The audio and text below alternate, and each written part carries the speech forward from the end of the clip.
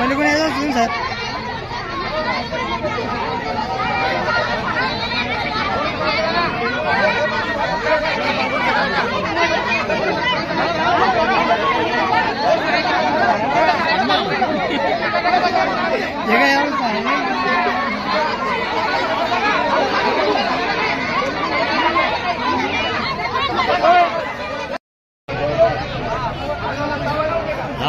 सगळ्याच काढून घे.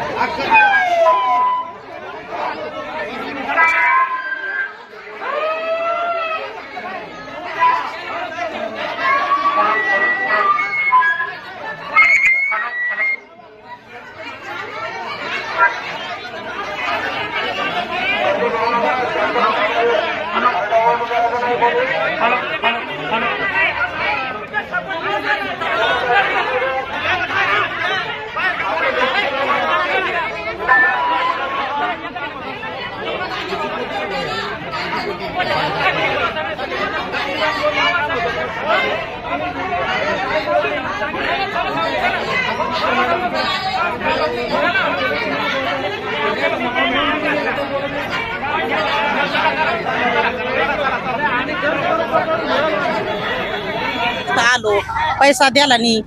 पोलीस लोक म्हणते तुम्ही थांबा. आम्ही कसं थांबा? त्यांना पोलिसाला पैसे दिले म्हणून ते आम्हाला थांबायला लावते. आम्ही कसं थांबा?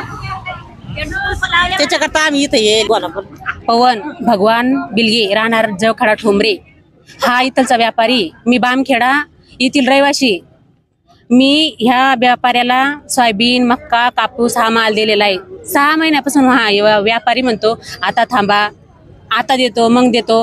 हा जे जातो तो फोनच सुद्धा उचलत नाही.